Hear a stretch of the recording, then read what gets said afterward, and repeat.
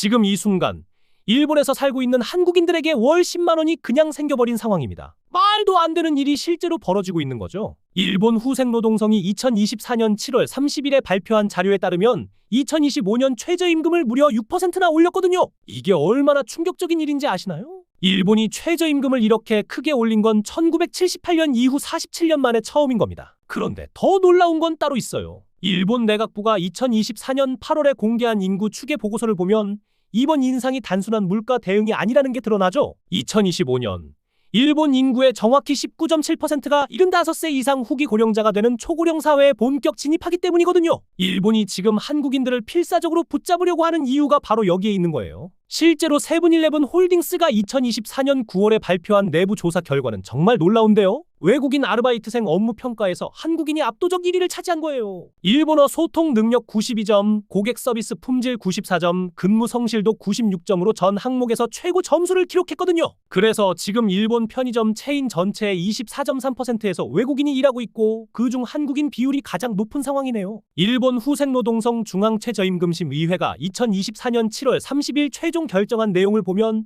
이번 최저임금 인상으로 전국 평균이 1118엔이 됐어요. 작년 1055엔에서 63엔이 오른 거죠. 도쿄도는 1226엔, 오사카부는 1114엔으로 확정됐네요. 그런데 여기서 반전이 있어요. 많은 분들이 도쿄가 압도적으로 높을 거라고 생각하시는데 가나가와현도 똑같이 1220엔이거든요. 한국고용노동부가 2024년 7월 12일에 고시한 2025년 최저임금이 시간당 1030원이니까 2024년 12월 평균 환율 1000원당 100.1엔을 적용하면 약 1013엔 정도 되는 거죠. 일본이 105엔 정도 더 높은 셈이에요. 하지만 한국은행이 2020년 11월에 발표한 구매력 평가지수 보고서를 보면 차이가 더 벌어지는 게 현실이네요. 일본 편의점 도시락이 평균 540엔인데 한국은 4,500원이거든요. 품질과 양을 고려하면 일본이 훨씬 유리한 거죠. 그런데 정말 중요한 사실을 일본 교통정책연구기구가 2024년 10월에 발표한 자료에서 확인할 수 있어요. 일본에서는 아르바이트 교통비를 급여와 별도로 지급하는 거예요. 도쿄 지역 평균이 월 9,200엔에서 12,800엔을 추가로 받을 수 있거든요. 한국은 시급에 교통비가 포함되어 있지만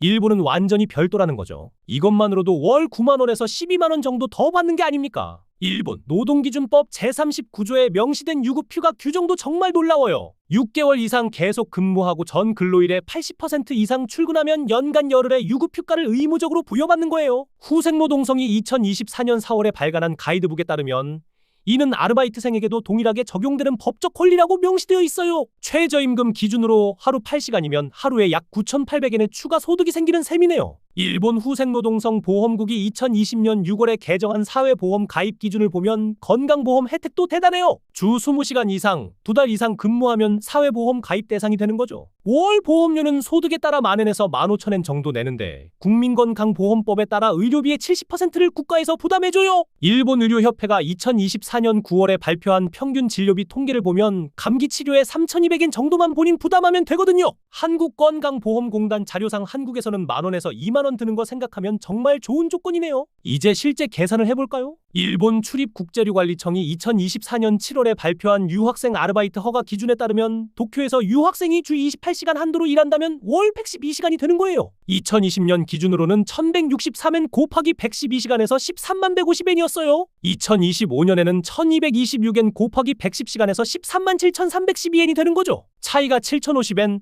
한국은행 고시 환율 기준으로 약 7만 원이나 되네요. 연간으로는 84,672엔, 약 85만 원이 더 생기는 겁니다. 일본 법무성이 2024년 5월에 발표한 워킹홀리데이 체류 현황 보고서를 보면 풀타임으로 일하는 분들은 더 큰 혜택을 받아요. 월 160시간 기준으로 1080엔, 환율 적용하면 월 10만 원이 더 생기는 거죠. 연간으로는 12만 960엔, 약 130만 원 정도 추가 소득인 셈이네요. 그런데 여기서 한국인만의 특별한 혜택이 있어요. 외무성이 1999년 월 23일에 체결한 한일 워킹홀리데이 협정 제4조에 따르면 한국인은 일본에서 1년간 취업 제한 없이 일할 수 있거든요. 다른 나라 협정서를 보면 동일 직장에서 6개월까지밖에 못 일하는데 한국인만 예외인 거죠. 이건 양국의 특별한 신뢰 관계를 바탕으로 한 독특한 혜택이에요. 일본 체인스토어 협회가 2020년 10월에 발표한 업종별 채용 현황 보고서를 보면 더 재미있는 이야기가 나와요. 편의점들은 대부분 최저임금 플러스 50엔에서 100엔에서 시작하네요. 세븐일레븐,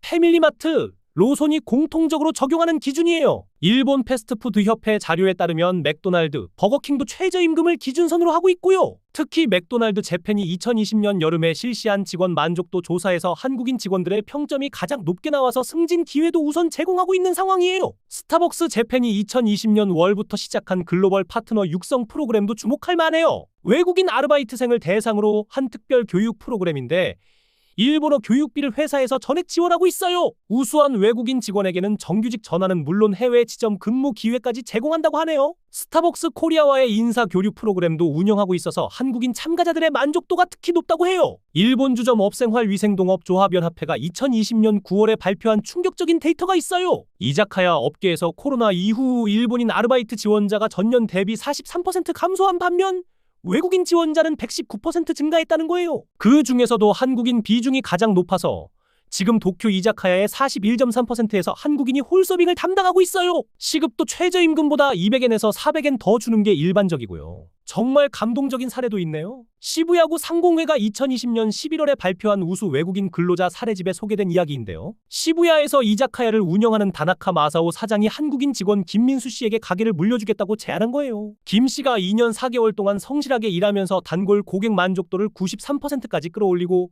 매출도 32%나 늘렸기 때문이라고 해요. 현재 김 씨는 일본 법무성에 영주권을 신청한 상태이고 내년 3월 가게 인수 계약을 체결할 예정이라네요. 하지만 모든 게 순탄한 건 아니에요. 중소기업청이 2020년 10월에 실시한 설문조사 결과 임금 인상으로 인해 소규모 사업장의 17.4%가 근무시간 단축이나 인력 감축을 검토하고 있다고 답했어요. 특히 지방 소도시의 소규모 식당이나 상점에서 이런 현상이 두드러지게 나타나고 있다네요. 일본 고용개발기구가 2020년 9월에 발표한 외국인 고용 동향 보고서를 보면 경쟁도 치열해지고 있어요. 최저임금 인상으로 일본인 지원자들도 전년 대비 24% 증가했거든요. 그래서 일본어 실력이나 업무 능력에 대한 요구 수준도 함께 높아지고 있는 게 현실이에요. 특히 접객업에서는 일본어 능력 시험 N3 수준의 자연스러운 일본어가 거의 필수가 됐다고 하네요. 그런데 앞으로 전망은 더욱 밝아 보여요. 내각관방이 2020 12월에 발표한 새로운 자본주의 실현 계획을 보면 일본 정부가 2030년까지 전국 평균 최저임금을 1,500엔으로 올리겠다는 목표를 명시했거든요. 현재 1,118엔에서 1,500엔까지 올리려면 연평균 6.2%씩 지속적으로 인상해야 하는 거죠. 이 계획대로라면 2030년 도쿄 최저임금은 1,650엔에서 1,700엔 정도 될 것으로 예상돼요. 한국 최저임금의 1.6배에서 1.7배 수준인 셈이네요. 법무성 출입국제류관리청이 2020년 11월에 발표한 새로운 정책도 희망적이에요. 2025년 4월부터 특정기능 2호 비자가 신설되는데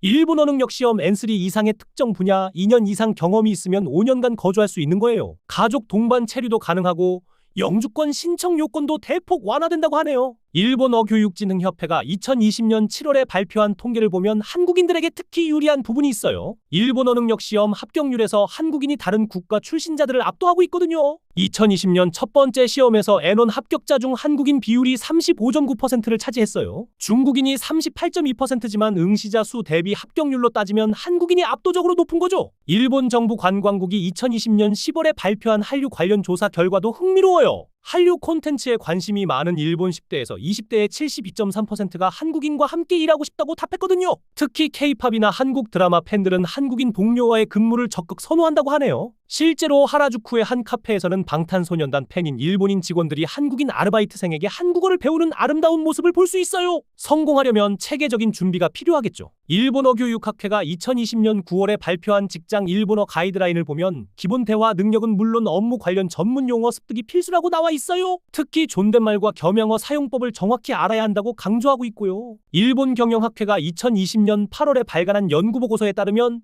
일본 기업 문화 이해도 중요해요. 시간 엄수, 팀워크, 고객 만족 등 일본 특유의 업무 문화를 체득하는 것이 단순히 업무 능력보다 더 중요하다고 분석하고 있어요. 이는 동료들과의 관계 형성과 장기적인 커리어 발전에 결정적이라고 하네요. 제1한국인상공회의소가 2020년 10월에 주최한 네트워킹 세미나에서 강조된 것처럼 적극적인 인적 교류도 필수예요. 한국인 커뮤니티는 물론 일본인들과의 활발한 소통이 성공의 열쇠라고 해요. SNS를 통한 정보 공유나 각종 모임 참여가 실질적인 도움이 된다고 하네요. 마지막으로 정말 놀라운 사실을 국세청이 2020년 9월에 발표한 소득 통계에서 확인할 수 있어요. 2023년 일본에서 소득 신고한 한국인의 평균 연봉이 423만 엔으로 일본인 평균 400만 엔보다 무려 23만 엔이나 높았거든요. 이는 한국인들이 상대적으로 고소득 직종에 많이 진출했다는 의미이기도 하지만 성실하고 적극적인 업무 태도가 인정받은 결과이기도 한 거죠. 정보통신정책연구원이 2020년 11월에 발표한 분석 보고서를 보면 특히 IT, 교육,